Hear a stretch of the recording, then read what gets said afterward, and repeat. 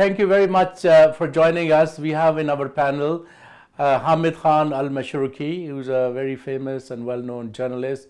We have Dr. Insar Malik, who is an overseas Pakistani, joining us from Saudi Arabia, and Dr. Maza, who is one of the general practitioners in England. And here as my co-host is Dr. Amara Suhail, who is here in studio with me.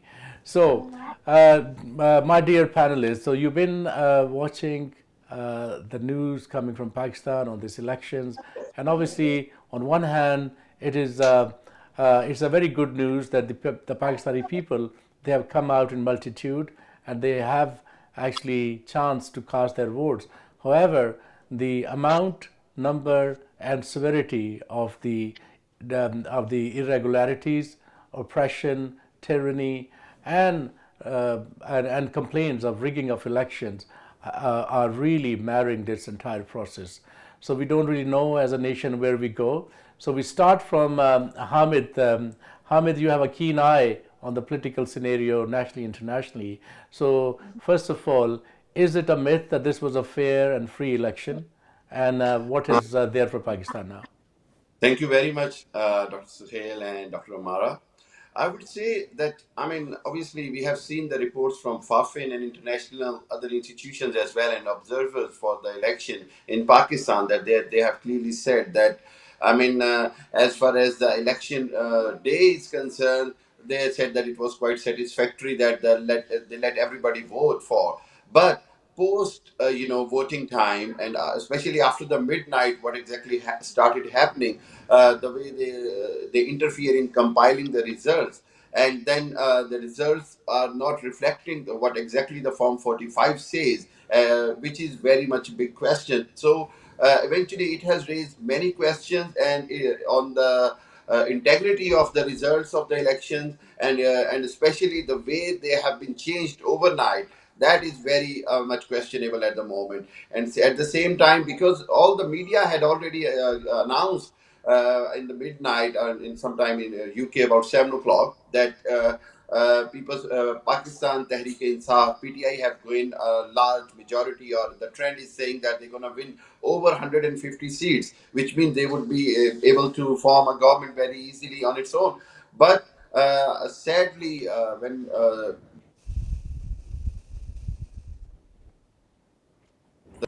the result was very different as compared to what it looked like. And still we have seen a lot of discrepancies in the result, a lot of, I would say, silly mistakes. Who's trying to do the rigging, even they are embarrassed themselves that the way they made the result of ex-prime minister Nawaz Sharif, especially, that they made the result, they shown that not a single vote is casted for Jamaat Islami and other 11 other candidates. It was, Yeah. Very. It was a mockery of the system, and Exactly. unfortunately, nincompoopry abounds everywhere, and it has Exactly. descended to a different level.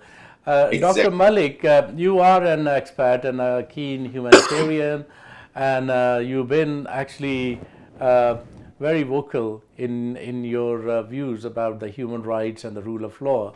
What do you make up of this, so to say, circuitry in Pakistan? Thank you very much, Sohail, for giving me time on your channel and on air. I'm speaking on behalf of the overseas Pakistani, especially in Saudi Arabia. And I'm especially talking on the behalf of the professionals like doctors. There has been a huge amount of discontent, and people are very unhappy here, the way the things have been managed in Pakistan. And you are very rightly saying that this is the mockery of the system. People were very positive and hopeful that this election will be done in a very fair and just way. But the way they have stolen the mandate of the common man, it has really put a lot of shadows and doubts on the results of these elections, and everybody is very, very much disappointed. In our groups here, the discussions and things are ongoing, and everybody is really disappointed. And I'm myself very disappointed as a Pakistani, as an ex I should not say an ex. I belong to an army family. I'm three generations in the army, and I would not say anything bad about army because I have been raised there and I have eaten their rations. But the way they are conducting themselves, it is putting pointing fingers towards them that they are interfering in the civil matters, and the rule of law is not prevailing. Yeah, you're right. I think I take your comment about the Pakistan Army. I think we, all of us, as patriot Pakistanis, we love our army, and which is an integral part of the safeguarding of the ideological and the geographical boundaries of any nation, especially Pakistan, which is nestled between three great powers, so to say, and in this political cauldron. However, it is very important to call spade a spade. It is very important to really talk about the elephant in the room, and that's what we're talking about. As a doctors, as a professional, we do critique or a critical appraisal. That doesn't mean it's a criticism of any particular institution, but when there are blatant irregularities, then people speak. Dr. Sohail, Amara Sohail with me, and Amara, you have been a keen observant of what's been going on, and I think that you've been really in touch with the youth, overseas youth, and I think you may have some questions to ask from Dr. Mazhar, who's a general practitioner.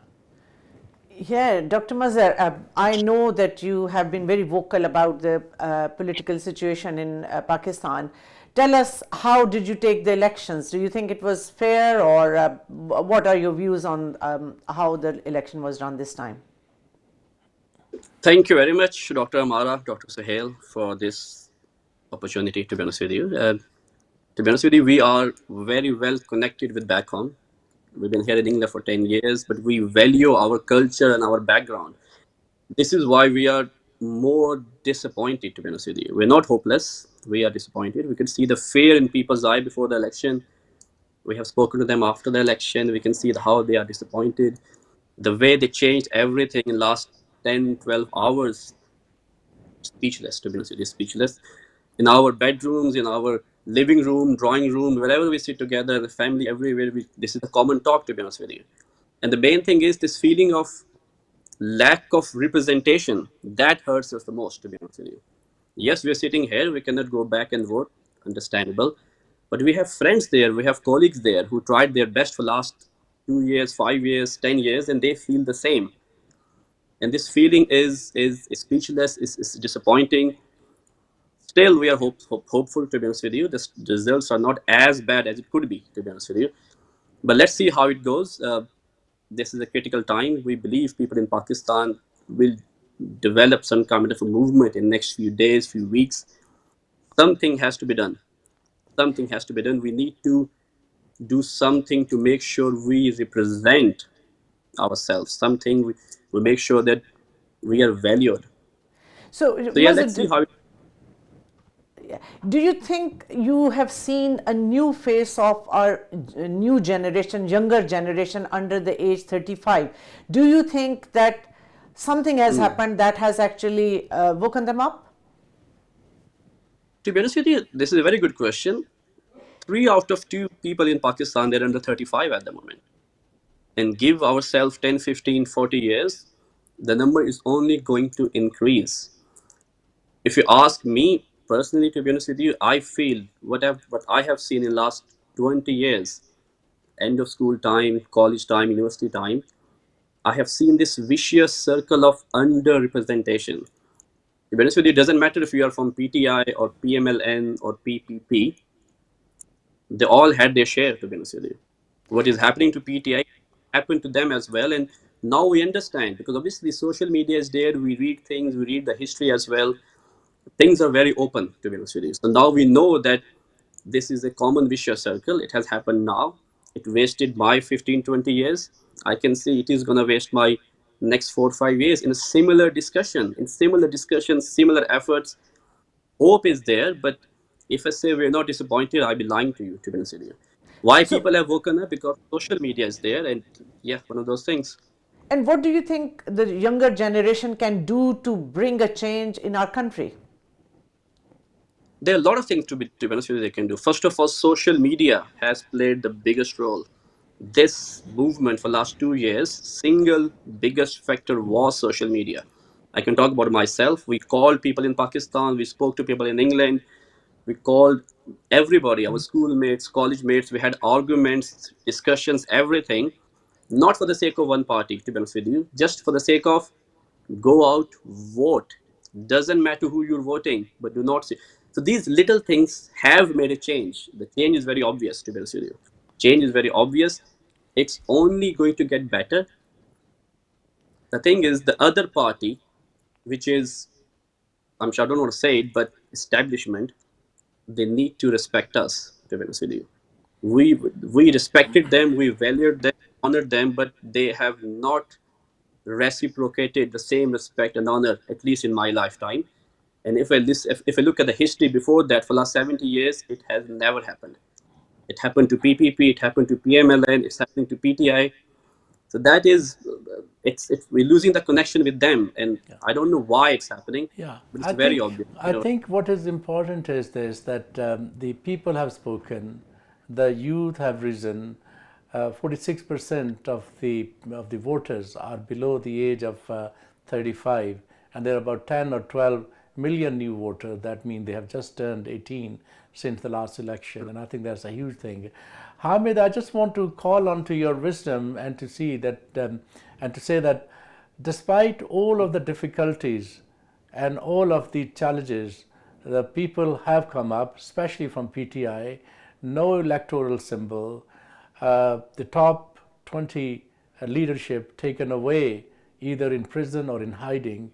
Over 10,000 people allegedly have been arrested.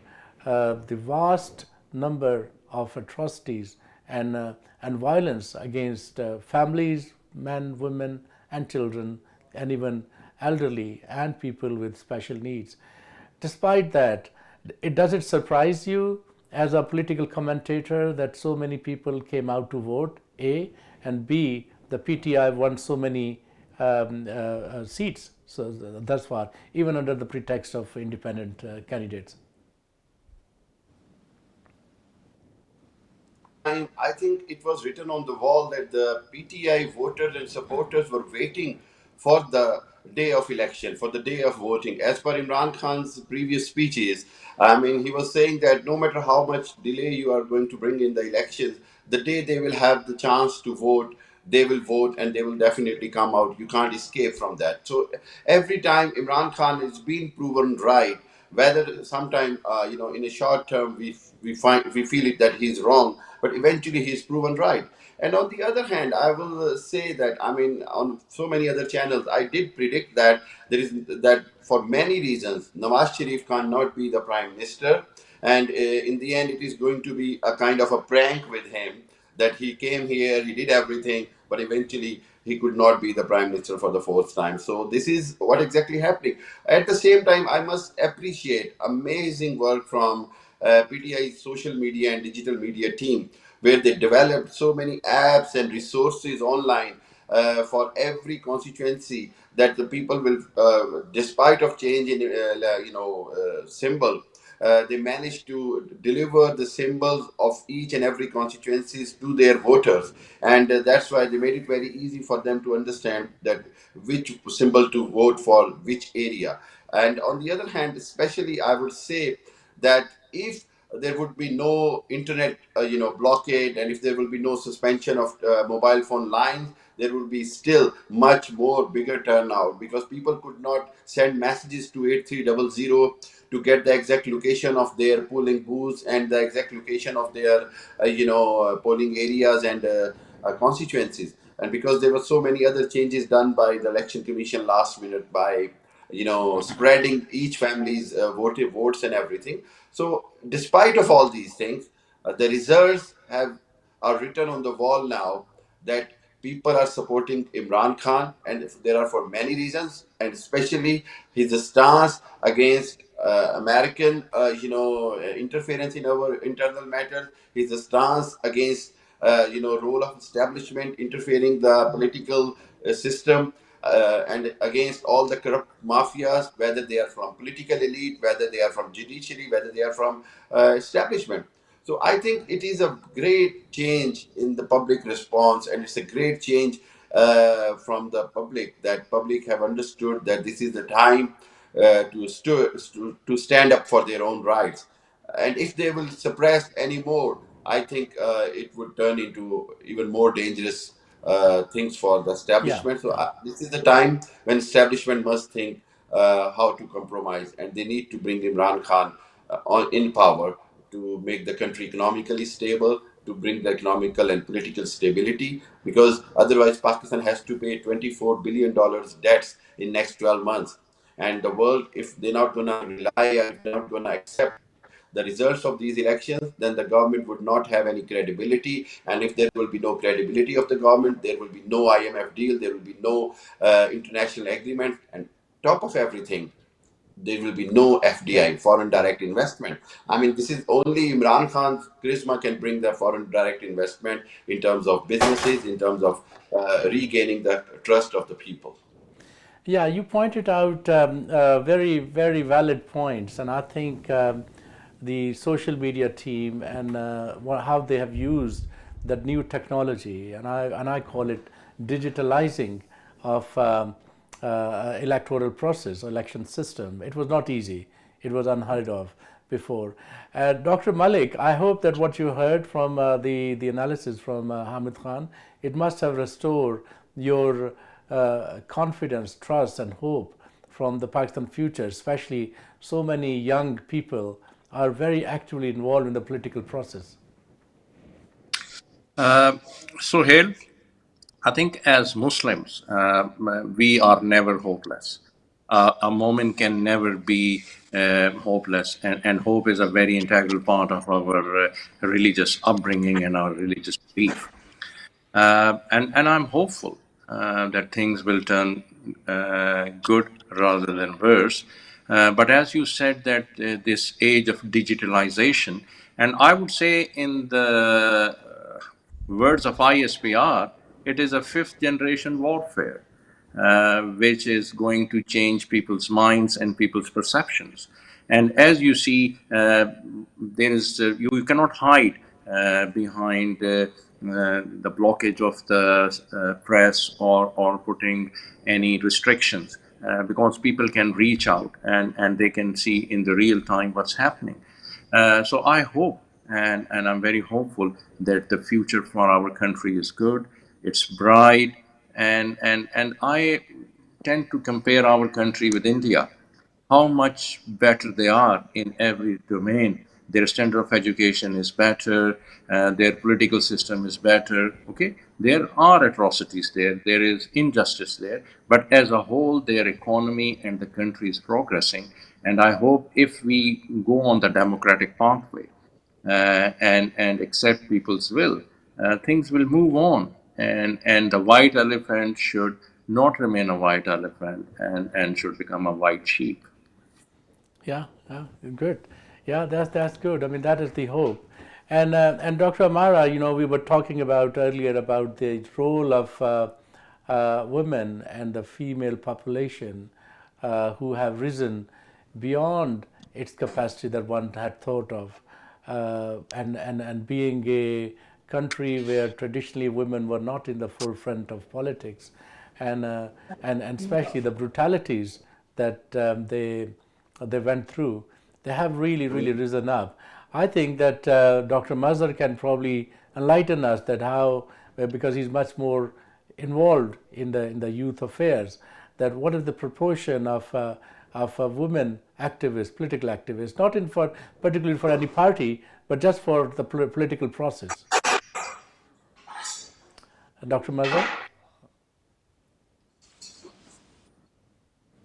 Can you hear me? Yes, we Yes. can. Uh, Yeah. to be honest with you, youth is half the women, to be honest with you. And we know about it. And I'm happy and I'm not surprised, but hopeful that when we spoke to our colleagues in England and when we contacted them back home, they were very much well aware, to be honest with you. They know what's been happening. They know the ground realities. They were talking to their family members. They were getting involved. So this is the positivity, to be honest with you. And as I said, 2 out of 3 people in Pakistan are younger than 40, to be honest with you, and half of them are women. And now they are growing in number as well. They're having good education. The social media is there. The awareness element is there. Eventually, to be honest with you, if the process runs, it is going to help Pakistan.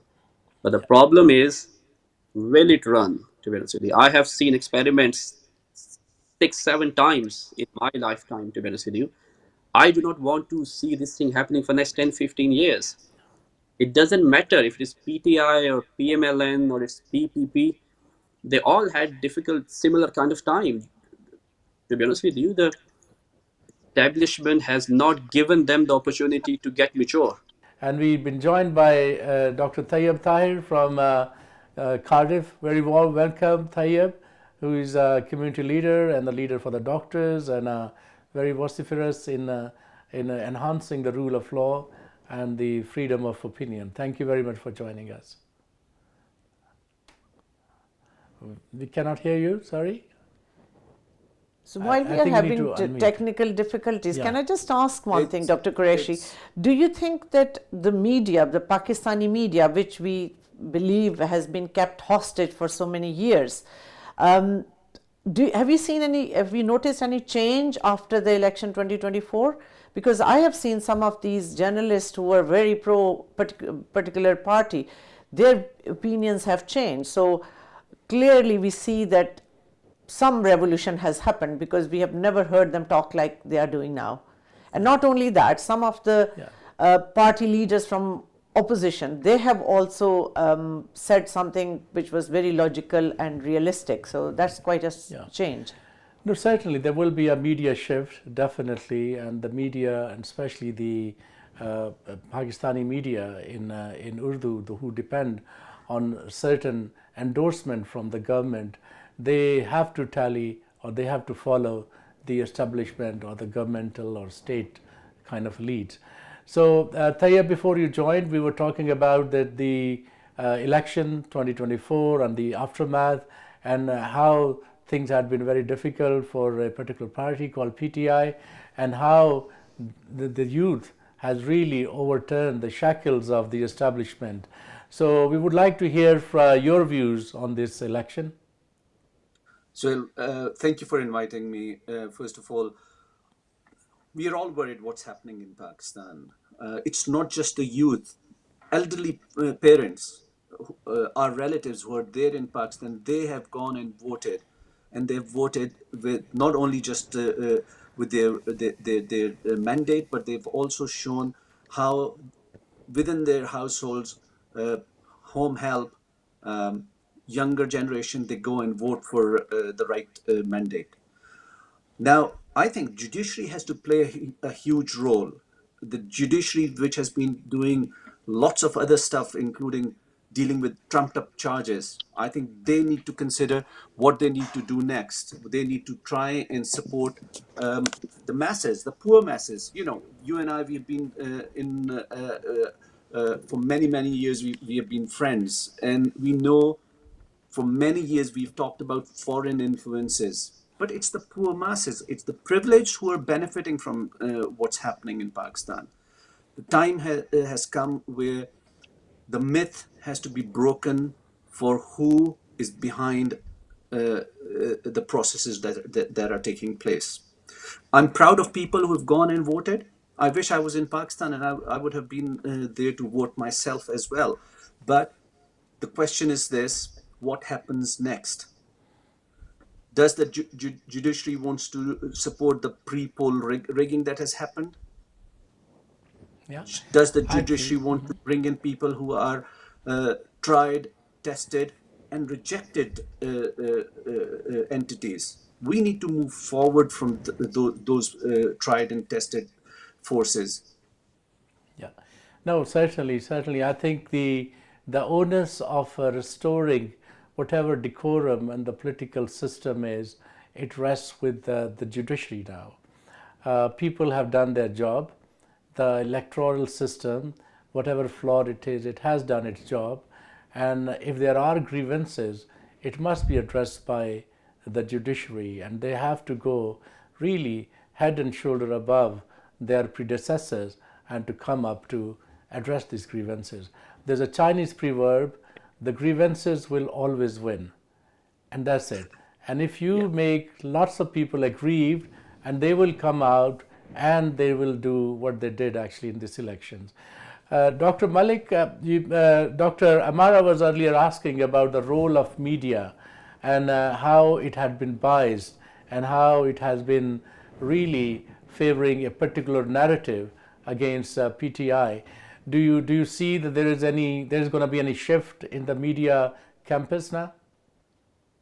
I agree with Amara and her keen observation that certain journalists who were very, very staunch and hard on an opinion, I have seen their opinion changing.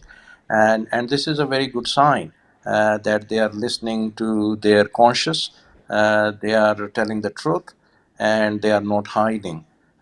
So this is, I would say, a positive change, which means that there is a hope. There is not a deep despair. There is not a deep dark. And people should really speak the truth. The job of a journalist is to bring the facts. What are the real facts to the public? And it's in the public then interest what they want to decide and go ahead.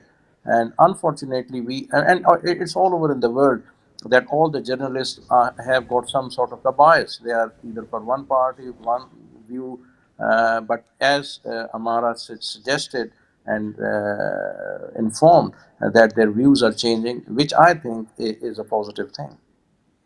Yeah, well, that's really heartening to know that people feel that way, and I hope, because media is or has become such an essential part of a statehood, and according to Edmund Burke, and who said the fourth pillar of a state, it was very much in London in this parliament. He said that there are three pillars of state, but more robust and stronger than that is media, because if media is not there strong enough and to be like a big brother on the governance and state system, nothing can work. So I'll come back to Tayyab again. Tayyab, you are an accomplished psychiatrist, and you've been going to Pakistan quite often for your teaching and training endeavors. So what was your view about, I mean, recently when you went there, about the hope in the Pakistani people and in youth that things are going to change after we have gone almost to the abyss in the recent months? Oh, well, there's a lot of hope in the youth. They are doing what many of us have not been able to do. They are mobilizing. They are sticking to their guns. They are taking risks. But yesterday there was an article in The Economist which points out very clearly that the confusion is reigning in Pakistan's rigged elections. This is the title, Confusion Reigns in Pakistan's Rigged Elections. Yesterday's Economist.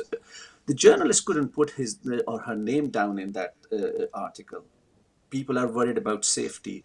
And that's where the youth is making a difference, taking risks, putting stuff on social media with their names, putting information. These videos have gone viral. And judiciary can't really ignore what's being said in social media. So I'm being positive with youth, with the judiciary, and I'm hoping that the influences that are there in the establishment, they think in a positive manner.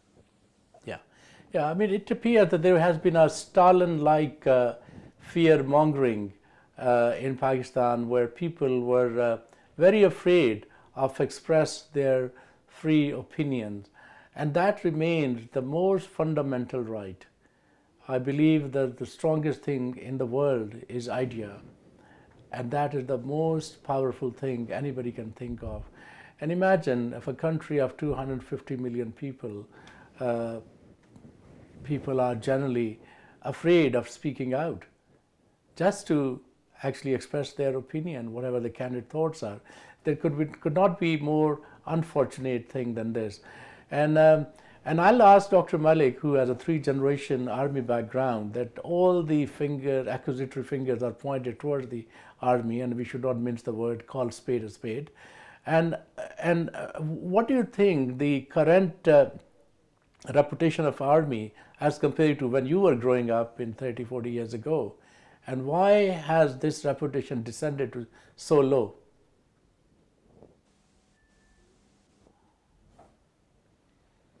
Dr. Malik? I think we lost Dr. Malik, so I will just. My father is an ex-army officer. Yeah, He so. wore his uniform with pride. I have my friends who have given life for Pakistan. Yes, yes, certainly. My uncles, they were in the armed forces. Yes, They are all talking what we are saying right now. yes, yes, that's certainly. I mean, obviously, we have to talk about this thing. We have to talk about the elephant in the room in a most critically appraised manner. And the idea is not to ridicule and insult an institution, let alone our own brave Pakistani army that we say. But if there are atrocities right, left, and center, and there is an atmosphere of tyranny, then people will speak. I'll ask Dr. Mazhar. Dr. Mazhar, this will be the last question, and I know you're very busy general practitioner, GP as we call here. So, what has been well, actually, I've just saw Dr. Malik here again. Dr. Malik, did you hear my last question or not? I did. Are you able to Okay. hear me? Yes, I can. Would you like Yeah. to answer that? Yeah. Yes. Yeah, Please. Thank you. I'm happy to answer that question. So, Hale, when you and I were born, we were born in General Field Marshal Ayub Khan era.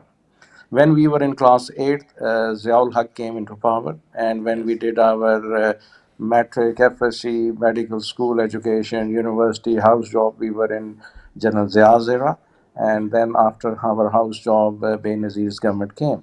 So most of our growing up was in the army era, and at that moment I was very proud that I am from the army background, I'm from the privileged background. There was a peace and prosperity in the country, but that might be we were sitting in the well and we did not see the world outside the well.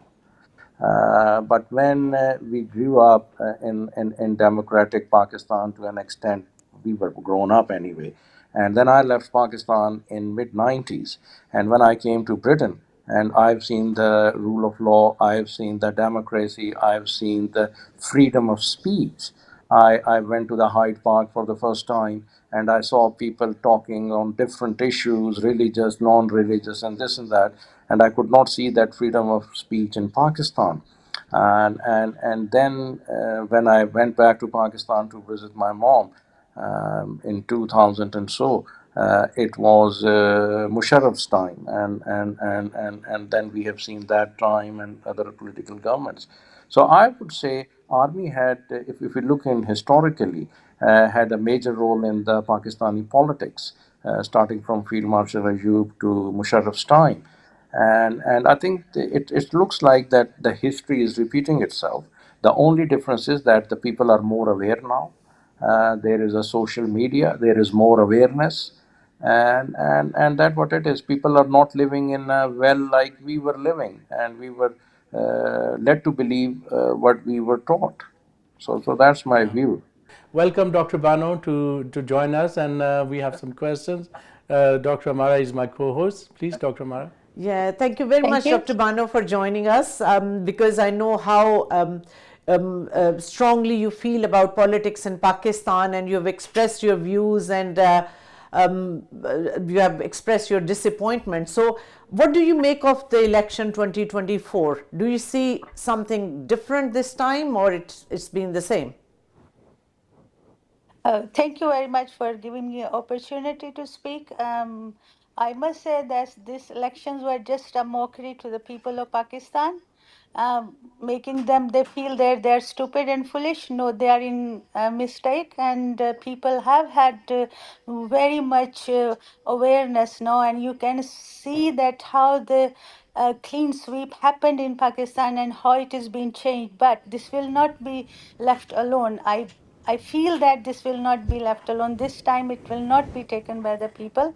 And I am very proud that Pakistani people are so intelligent and so honest, like dedicated to Imran Khan because he is truth. They know that he is truth. This is the people are actually looking for truth. They have suffered so much.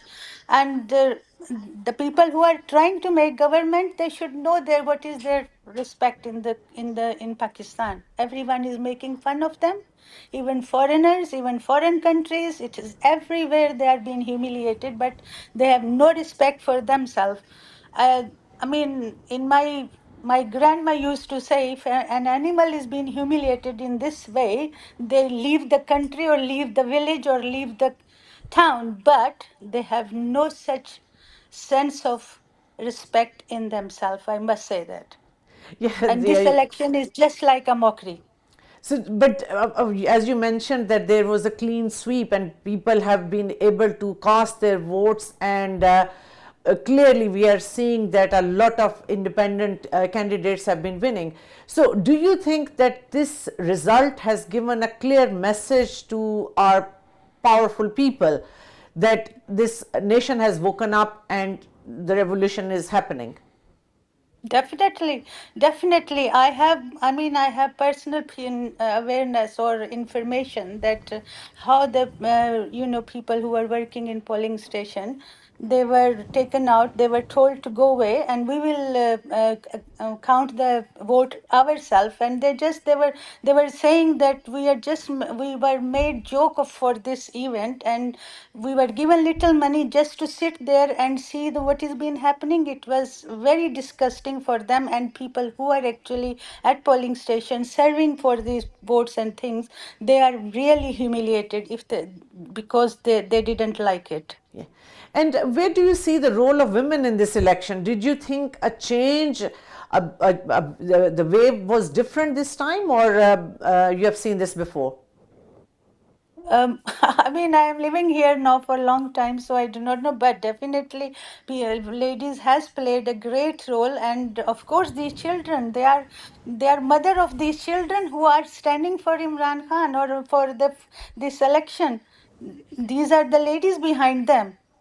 Who is teaching them? They are the mother of these children Yeah. So it's the. as Do you well. think that They it's the. played themselves as well. They have come out of their houses and they have done all efforts whatever they can do. Look at Yasmin Rashid. Look at other people like who have been speaking from long time and they are being victimized of the torture or whatever you say. This is very disgraceful. It is very disgraceful and disappointing for me that in Pakistan, Muslim country, this is happening to the Muslim ladies, that they are being disrespected in jails and in thanas or whatever is the police stations. Is this a Muslim Yeah, country? I think Dr. Is Bano, this? Can this is someone tell me very, it is a Muslim country? yeah, Dr. Bano, thank you Israel very better much. than, because if you say that in Israel they are doing so bad with Palestinian, but they are Zionist, we can say that. I'm sorry to say, but I'm very much bitter on this that in Pakistan, Muslim country, Muslim people are doing what is with the Muslim ladies and Yeah. Muslim boys and girls. Yeah, you're right, Dr. Bano. This is not the tradition of Muslims, or for that matter, any civilized society, and especially Pakistan. We have seen atrocities on the political activism in the past. We have seen political engineering in the past, but this has surpassed anything that one could have imagined. And frankly speaking, the entire fabric of our society, where the decency abounded, where there was some honor for the women, and that has been tarnished by this military establishment and their cronies.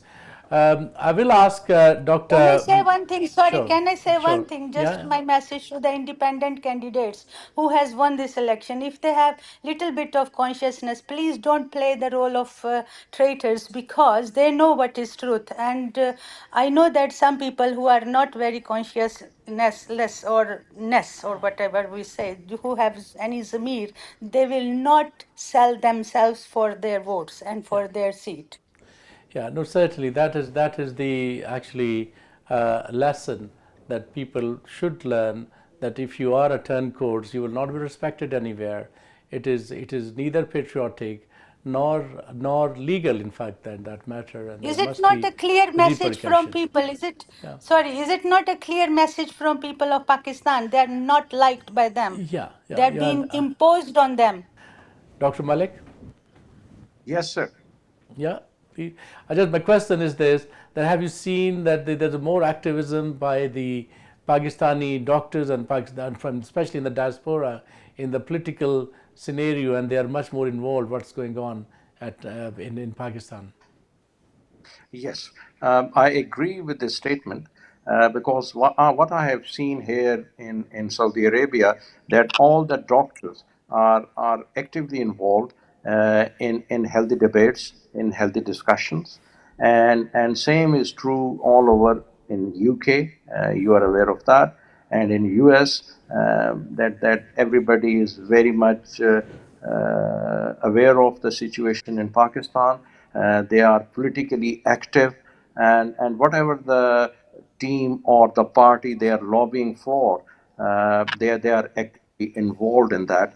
And what I would say, that credit goes to Imran Khan, that he has put this awareness, a political awareness, in this generation. If we look back at the history of Pakistan, Zulfikar Ali Bhutto was the first politician who raised this political awareness to the masses. And after that, Imran Khan is the one who has rekindled this awareness, and everybody, every Pakistani is involved, especially the doctors overseas. Okay, very good. Dr. Tayyib Tahir, you would agree with the statements Dr. Malik has made?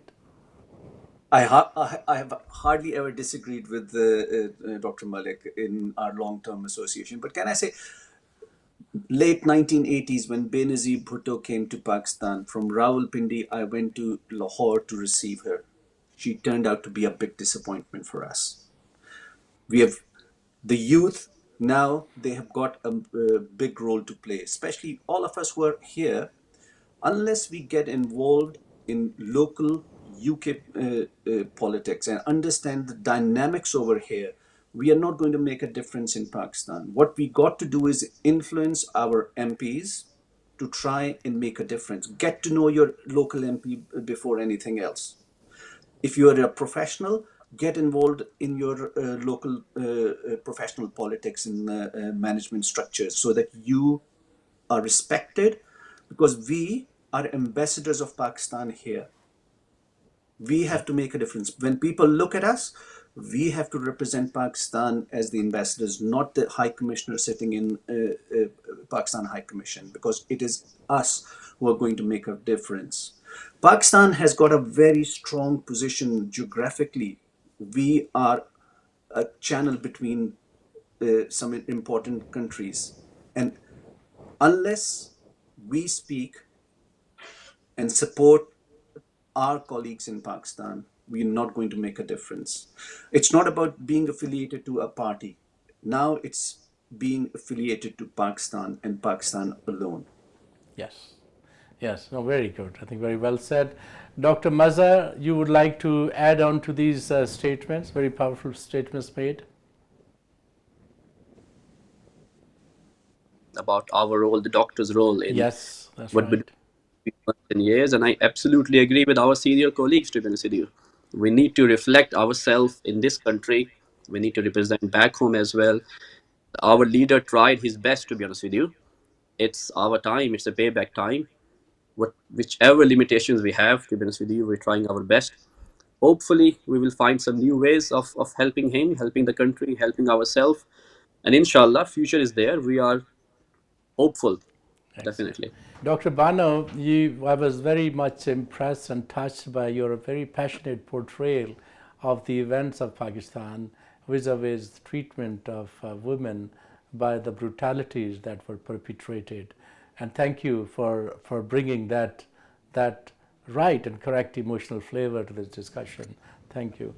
Do you think that Pakistani doctors, especially the Pakistani women doctor, need to be a little bit more involved in the political affairs as well, to make their voice heard, not only locally, but also in Pakistan, because Pakistan lives in our hearts. So we can't just simply forget about it. And if so, what do you think are going to be the platforms? I think coming to abroad or living here made us a bit more human beings, and we think now how we should treat people. This is my feeling, my own study myself, that if we would be there, how would we be behaving there? But coming here, we are more patriotic, I believe so, that we are touched by what is been happening in Pakistan. So I think if women been given any opportunity, they won't be disappointing Pakistan. No. Very good. Thank you. Dr. Amara, penultimately, you've been very patient being a co-host, and I apologize I took over your role. And I just simply say that Pakistani women have done a marvelous job. And you, as a community leader, as a doctor, and also as a teacher, feel the same way. Do you think the way forward is this, that Pakistani women must come forward, especially in the diaspora, and especially from the medical profession? Absolutely. I think there is no second opinion about that. The role of women in any society is huge because, of course, nurturing their young children, that is one of the most important role, and making them good human beings, it's so vital. However, from the political scenario, as our colleagues have just said, we need to be involved more, and I think it's providing a platform like you have, where you have given the voice to our overseas Pakistanis to express their views, which of course will be internationally heard.